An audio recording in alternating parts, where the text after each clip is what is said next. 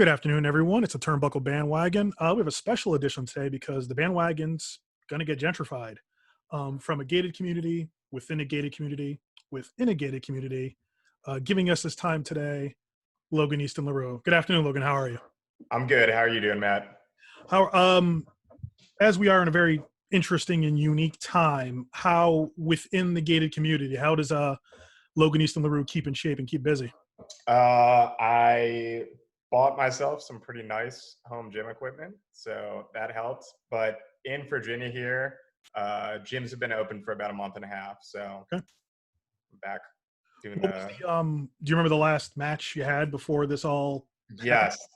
The last match I had before everything got locked down was like the weekend before everything got locked down. It was me and Veda Scott at Star Wrestling. Awesome. And Veda's a heck of a competitor. I enjoy watching her work.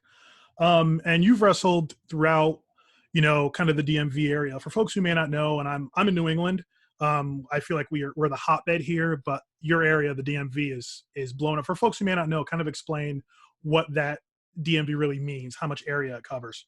Okay, so DMV stands for DC as in Washington, DC, M for Maryland, and V for Virginia, and Nova, which was the promotion, Nova Pro, means Northern Virginia for us. That's the slang for us up here, the 703. And it's kind of the DC metropolitan area.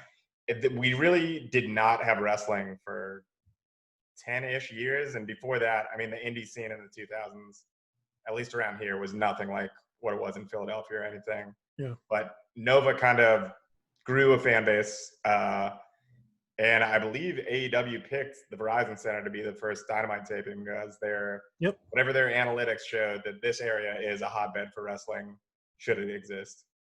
Nice, and it is. I mean, and you've competed organizations throughout, the former Nova Pro, Capital Wrestling, CWF, Mid Atlantic, and you've competed against, you've competed against Sonny Kiss. I saw a match of yours against Sonny Kiss from a couple years ago. I have, yeah. Actually, that's kind of a funny story. I don't know if we're keeping kayfabe on this, but it's up to you. It was a solid match. Whatever it is you want to talk about, it's up to you. So me and Sonny, there was one Capital show. We were supposed to be the main event, and those shows were known for going like super duper long. And we'd called a match and stuff. And we were both excited. I was definitely excited to work with Sonny, but the show just kept going on, and the fans kept leaving. And the fans who were there kept getting disinterested. And I was like, what if I just cut a promo and you like roll me up?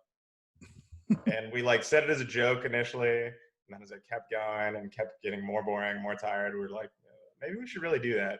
So then when we finally do that, it was a little more complicated, but it was basically, I cut a promo, I attacked him, and Sonny rolled me up, 1, 2, 3. Oh shit, the main event ended in like 10 seconds.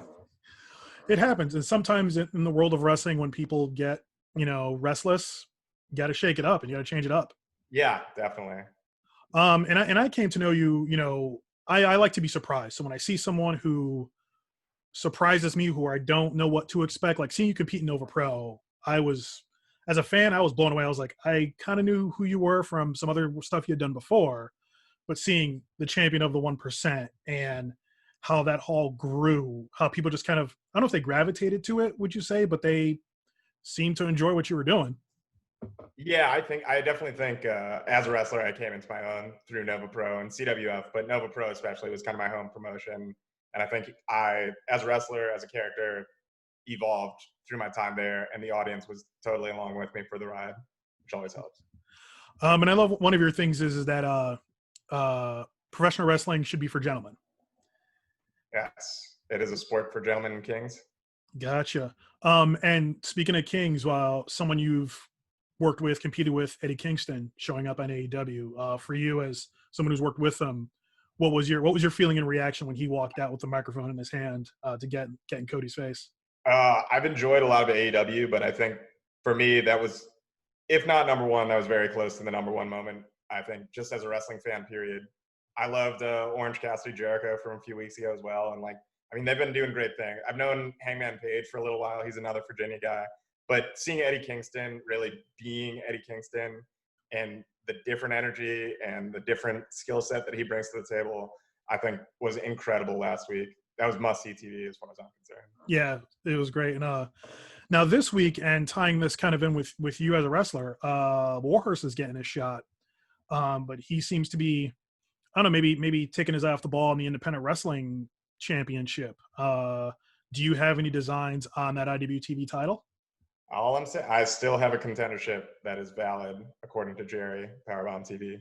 Okay, so you have a shot coming. At some point, I know that I have beat against Warhorse. It used to be against Orange Cassidy, but whoever has the title, I've not used my shot yet. Gotcha. And what happens when Logan Easton Laroux becomes the IWTV champion? I think we'll have a much classier programming on IWTV, less trash TV, things that you could be proud to show to your superiors or the job creators of the country. I gotcha. And I want to ask about the head of the class. And when I talked with Max Caster, his group, the Shook Crew, the three of them work well. What is it about the head of the class that works so well? I think we've all been inconvenienced and taken for granted throughout the wrestling world. So we all work together very well. We've been oppressed in our own separate ways. I gotcha. And to ask quickly about your teammates, is Eel O'Neill better than we think he is? How good do you think Eel O'Neill is? I don't know. I feel like the times I've seen him compete, I feel like maybe he's holding back a little bit, that he's better than what we've seen. I think there may be something to that. I think Eel O'Neill is an excellent competitor, and I think in the future, be it through the head of the class on his own or with Kings of the District, I believe is his tag team with Jordan Blade. I think you could see some good stuff come from him very soon. Nice. And I would say one of your highlights from the past year was getting to compete on Uncharted Territory. You as the head of the class, you, Eel O'Neill, Killian McMurphy came in to compete against the Ugly Ducklings. I would assume you'd been keeping an eye on Uncharted Territory Beyond Wrestling in the 2 seasons of Uncharted Territory Beyond. What had you seen there that maybe impressed you as a competitor?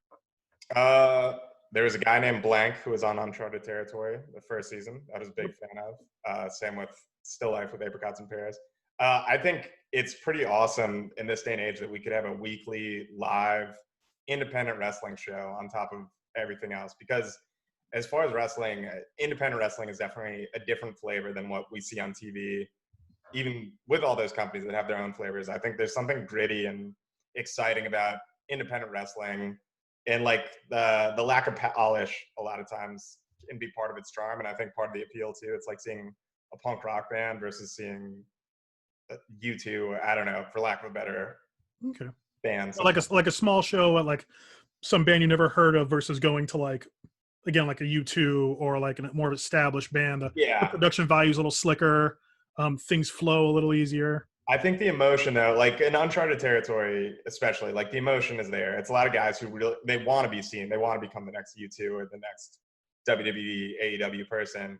And so you're seeing really hungry guys really working hard, and girls, I'm sorry. People of all genders.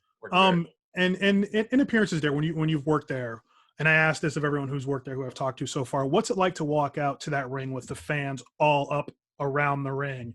I know you have your views on the fans when everyone's just around the ring and the energy is just right there. How do you take that? How do you respond to that as a competitor? I mean, I think it kind of fires me up because you can't really be more intimate with those people. You can hear them, you can see them, you can smell them in some cases, but like they're right there. You can feel like you can feel the energy of the room. You can feel if it's down, you can feel if it's up. I think it's a better way for them to be closer to you, for you to be closer to them, and for you to perform and wrestle. Okay, so you prefer it, because I know some don't. So I'm just curious. I do. That being said, if fans get too close with dives and stuff like that, but the Beyond crowd is pretty sharp about like, all right, it's time to get out of the way. Yeah, out of the way. Would you consider, because you the head of the class faced off against the Ugly Ducklings, would you consider the Ugly Ducklings kind of your nemesis, or kind of three dudes that are just in the way? So I am a fan of those three dudes. Nemesis maybe, but Lance Lude and Coach Mikey especially, I'm a big fan. Eric Royale was also on that team with the Ugly Ducklings, and I would say Eric Royale is one of my greatest rivals. He's a super underrated, outstanding athlete from North Carolina. Gotcha. And when because you approach the ring in a very specific way, when you step in there with someone like an Eric Royale, who you matchup with, like, how does your game planning go? Like, how do you kind of feel there's something different when you get in with someone you work well with? Like, how do you approach it versus maybe someone you might be a little bit better than? Yeah, definitely with Eric. He's super strong, and he also has a great tank of gas on him. So approaching a match with him is different. I've worked him quite a few times, and I think I know a lot of his tricks. He knows a lot of my tricks, all that good stuff. But with him, we worked. I think we had 4 singles matches in Nova Pro, and I'm really proud of all 4 of them. And all 4 of them are really different. We had the final match in Nova Pro history. I don't know if that ever made it to IWTV, but anyway, um, we had the longest singles match in Nova history. Eric Royale's the man. And anytime I work him, I know it's going to be good, but I also know I'm going to be very sore the next day. Just going in, it's going to be rough. Yeah. With wrestling kind of getting back, wrestling's kind of back, not back up and running, but GCW had some shows. Sure. This week Beyond had some shows. Did you see anything this weekend that stuck out to you that maybe you either you felt would have been better with you there, or just something in general that you saw maybe you were a fan of? Or I think every show would be better if I was. No, everything I saw of the major shows this weekend that were on IWTV. I know Synergy had something too. Yeah, I think Saturday night they had a show. Yeah, and I didn't see that one, unfortunately, but I watched Paradigm Pro Wrestling, and I got to say, Devontae's. Oh, yeah. Chikara. I hope he turns some heads. I think that guy is awesome. The World of Potential, the 3 major Crucible guys, him, DeMorris, and Matt Mikowski. I think those 3 are 3 guys to definitely keep your eyes on. Also in that group is a guy named Frey, who didn't have a lot of work in Chikara, but he's really good. Nolan Edwards was on that Paradigm show. I'm very impressed with him. I saw him in Ohio earlier this year. And Lee Moriarty, every time I see him, I'm kind of blown away. Yeah. Him and Yuta, I think, was probably my favorite match I've seen in a long time. Yeah, when that match was announced, and even before they had announced the full card, I was like, yep, that's probably match of the show right there. Right, yeah. But yeah, I've wrestled Yuta a few times. I'm a huge fan of him. I'd love to wrestle. I only wrestle Lee in a scramble, but I'd love to have a singles with him.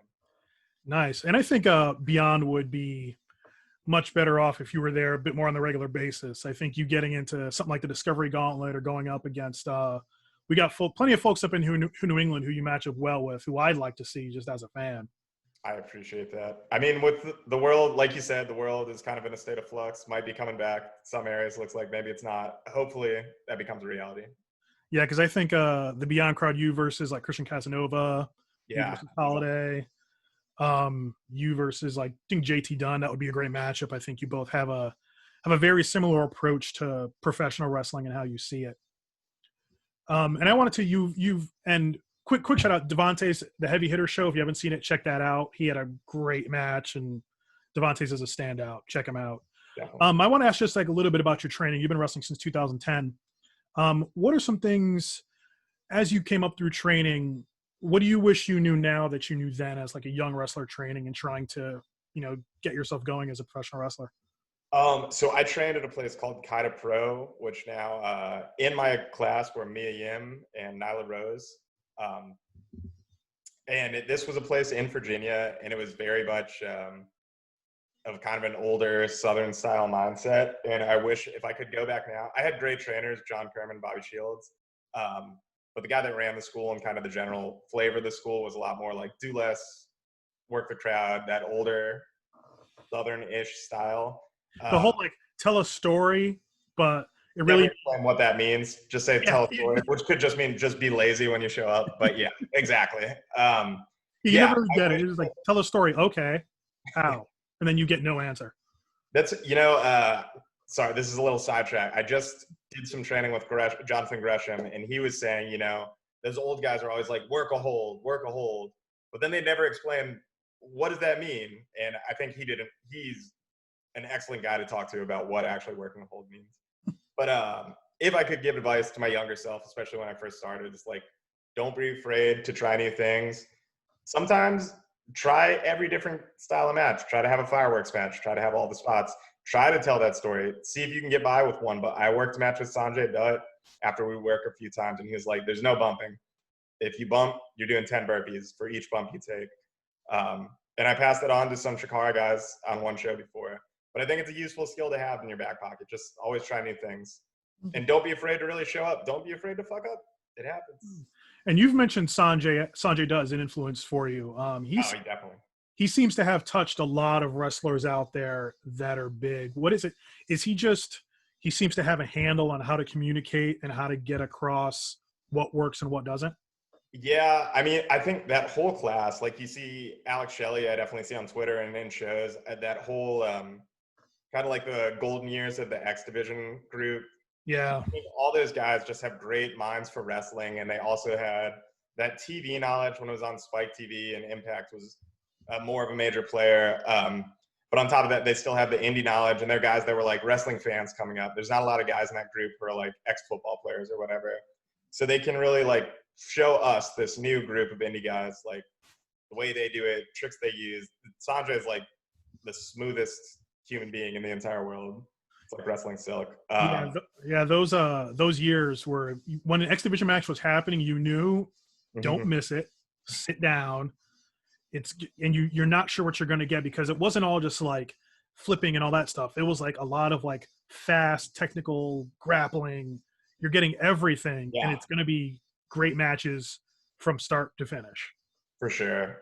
Yeah, that X Division style, that kind of the mid-2000s Ring of Honor style, which is now basically the style of wrestling, I think. And onto some fun stuff. You're bringing the sweater around the neck look back. I'm trying. They used to run the summer camps in the 80s movies, I think, so. You're that guy, because I see folks like, you don't see a lot of robes anymore. You don't see a lot of accoutrement. You kind of just see guys wearing their t-shirts. Accessorize, baby. And it works, because you come out, the minute you come out and people see the sweater and, you know, the hair and everything, the reaction is kind of singular to, and when you hear that, and I've seen you in the ring and basically when you get that energy, you know, is it just like, yeah, or is it, there's something deeper, like it kind of pushes you to be even more so? I think it's the latter. It's like gasoline on the character fire. I feel like it's just like, oh, you're gonna boo me? Let's see if I can get that energy up. You know, see if I can ramp it up. Yeah, exactly. And I kind of want to ask you, because you've associated with Chikara in the past. Because King of Trios is always one of my favorite things, and you've worked that show. What's that environment like? That it just seems like there's so much going on in those 3 days. What's that like when you show up on Friday and you're in for this big weekend of craziness? I will give you a full glimpse, but I won't reveal that it was Race Jackson. But I will say Race Jackson worked his day job in 2016. He's a teacher in real life. He worked his day job at a back-to-school function during the day.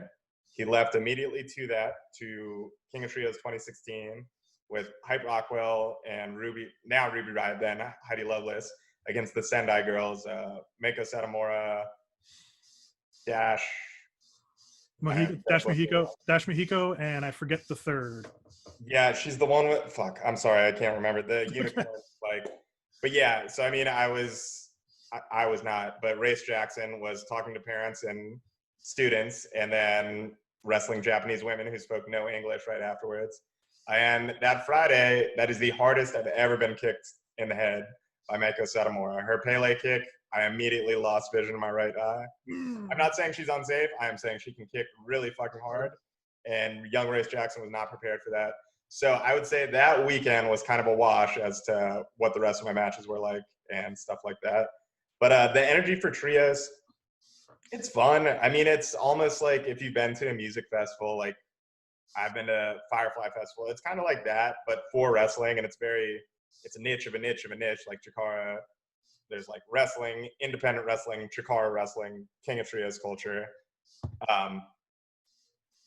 But everyone's so happy to be there. Like the fan conclave is a blast. I think it's more common in wrestling now, but I think Chikara really broke barriers as far as like fan interaction and really pushing the story and the characters, not breaking character. Gotcha. Just like where adults can pretend to be a Chuck E. Cheese almost, I guess. Well, I'm very That sounds great, but I know Logan Easton Laroux, not so much with the meet and greets. Yeah, no, I don't sell merchandise or any of that kind of stuff. So. Just you're there to wrestle, and Exactly. I think I saw another interview where you basically was like, you pay your money to watch a wrestling show, not for me to talk to you. Yeah, I'm not working at a flea market. I'm working in a wrestling ring. That is an amazing line. I'm probably just going to take that little clip and just use that for some things. Sorry, kind of got me with that one. As we move into a new world and I guess the new normal, who are, aside from the IWTV title, which honestly I think you deserve a shot at, and you should have for a little bit, to be honest. Just my take. Jerry, if you're listening, come on, Logan Easton Laroux versus Warhorse. Actually, I think that'd be a great matchup because you are not about the wacky characters. Oh no, I'm not about the wacky character. I'm not about heavy metal. If it's not Sting, I'm not about the face paint. So, Warhorse, I'm coming for you. There you go. And and now he's maybe kind of unfocused. He's been a busy week. Yeah, he's getting stretched thin too. I mean, he had how to deal with Ricky Shane Page and a whole mess of stuff on over the weekend, and he's got Cody on Wednesday in front of the bright lights. Right. Now let me ask hypothetically, Logan Easton Laroux has an opportunity at the TNT Championship. When you walk out into that ramp in Jacksonville Days Place, let's just assume the shows are there. You're competing for the TNT title. They give you a microphone. What's the first thing that comes out of your mouth? Greetings and salutations, most likely. Because I'm Logan Easton Laroux. I have to be a gentleman. I'd introduce myself, let everyone know how many gated communities I come from. The final one is surrounded by a gated community. And I just let them know I'm here to gentrify TNT. They got a nerd program, frankly. I think we can be honest. Eddie Kingston brought them down to the dirt a little bit. It was like a vertigo line of their nerd programming. But I'd like to class the joint up. I would like to take it Hollywood. There you go. I can be the MCU to their local comic book store. Okay. That sounds awesome. And I would gather if you had the TNT title, it would be finished. The gold plating would be done. It would be done already. It wouldn't be this incomplete. Yeah, it would not look like this Berkeley Springs, West Virginia local TV championship. Wow. Okay. Hot takes from Logan Easton Laroux. I got detracted from my last question, or my previous question. As we move forward, who are some folks you're looking to get in the ring with and show them you're better than as we move into? Go ahead if you had further. Oh, okay. So one example, Effie. Effie has his regular Monday night thing on Twitch. He had mentioned something about Flying V, and I had said, "Hey, Effie versus Logan Easton Laroux. What do you think?" And he's like, "Yes," because he is jealous of your jawline. Specific quote from Effie. I'm jealous of his mustache, which I believe he has currently, but I would love to wrestle Effie. As far as other guys on the independent scene and girls that I would love to wrestle, like I said, Lee Moriarty is somebody that I really want a singles match with. AJ Gray, I would love to wrestle. I'm also scared of him, but I think I could prep properly. I would not be doing a death match with him. I think everyone's a little scared of him. That's why you should be. Who else? Those are probably two of the top of the list. I think Kyle the Beast is really awesome. I'd like to work with him. And that Ben Carter kid, fantastic. I'd say some folks up here in New England, and I mentioned a bunch. Retro AG, Anthony Green. Yeah, I've actually I have wrestled Retro AG in Flying V. We were on opposite sides of a Survivor Series team. Okay. And for Star Pro, we had a singles match at the beginning of last year, which is on YouTube, I think. Okay, track that down. Also, folks up here, Big Bacon Brett Hollister, former NEW champ. Now he got hurt, right? He was hurt. He got hurt last year. He's back. He just came back like right in end of February, going into March. Okay. And he came back fully. He's healthy, and then like less than 2 months later, everything shut down. The world, yeah. Okay. Yeah, I'd love to work him too. And he's fine. Everybody. Let's see who else we got. Richard Holiday, up and comer. He's an MLW guy, but he's a guy from up here in New England. I mean, Josh Briggs, another big guy. Give it a shot. Dave Yen, I think that would be a good matchup for you too. Yeah, we were actually, it was supposed to be me, her, and Trish Adora at Primetime Pro Wrestling. And then I think there was a snowstorm up in New England. It was in January. So it Okay. ended up being a singles with me and Trish. But I was looking forward to that. How was that match with Trish Adora? I'm a fan of hers too. Yeah, she's incredible. I think she could very easily become the real queen of professional wrestling. She's a world champion right now, as is. And if you're not aware of her, get aware of her soon and jump on that bandwagon because I think she's going to be everywhere soon. Yeah, and watch out for Lariat Tubman because that will take your face off. I still do the Batman turn everywhere I go now. So Wow, just impact, just solid. yeah, 100%. And now you have a website, but you don't sell any merch at shows, but you do have merch. There's a website. I'm not super involved in it, but yeah, there's a website that's on my Twitter. I believe it's 1percentmerch.com. All right. And if there's something you can't find there, DM me on Twitter and I'll put you in touch with the right people, I think. All right. And do you have anything coming up that's either are shows happening down in your area or what's kind of not in Virginia. Virginia is a commission state, and I believe the commission has more or less said it's not going to happen anytime soon. One show is announced in October in the Virginia Beach area. Jury's still out if it'll happen, but that'll be VCW. And then in a week from Wednesday, I will be in Ridge, Maryland for Crab Wrestling. And I believe this is actually a loaded show with, I'll be there. The Capital Vices, we're just on AEW Dark, will be there. Boomer Hatfield, Travis Huckabee. It's quite a few. Frey, a member of the Crucible I was talking about. Quite a few good people are going to be down on that show, which is in a trailer park in Ridge, Maryland. outside show? Yes, outdoor show, proper social distancing, precautions taken.